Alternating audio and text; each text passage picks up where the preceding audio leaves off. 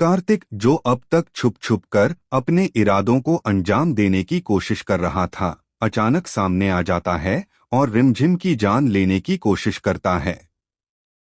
उसके हाथ में चमकता हुआ चाकू, आंखों में खतरनाक इरादे और चेहरे पर एक अजीब सा जुनून, यह सब देखकर माहौल पूरी तरह डरावना बन जाता है।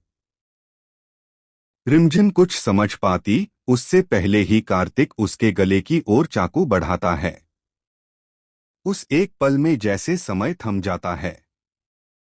रिमझिम की आंखों में डर साफ झलकता है, उसका शरीर कांपने लगता है और उसे समझ नहीं आता कि वह खुद को कैसे बचाए।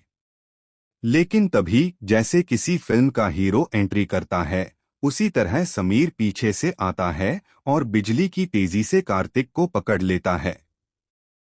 वह बिना एक सेकंड गवाए रिमझिम को उससे अलग करता है और पूरे गुस्से के साथ कार्तिक पर टूट पड़ता है। समीर का गुस्सा उस वक्त किसी तूफान से कम नहीं होता।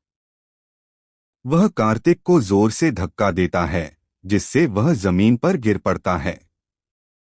समीर की आंखों में आग साफ दिखाई देती है। वह चिल्लाकर कहता है, मेरी पत्नी पर हाथ उठाने की हिम्मत कैसे हुई? उसकी आवाज इतनी तेज और गुस्से से भरी होती है कि वहां मौजूद हर कोई सन्न रह जाता है।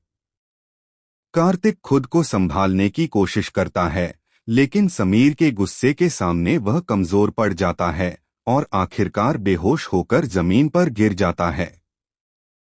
रिमझिम अब भी डर से कांप रही होती है।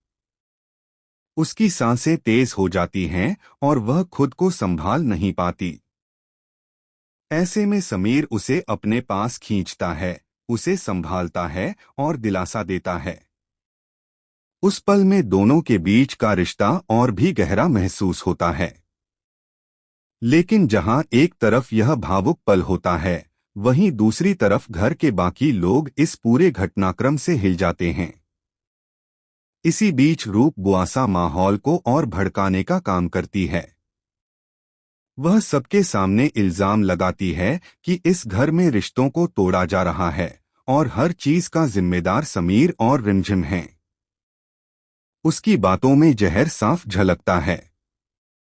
लेकिन इस बार समीर चुप नहीं रहता। वह साफ शब्दों में कह देता है कि वे किसी के कहने में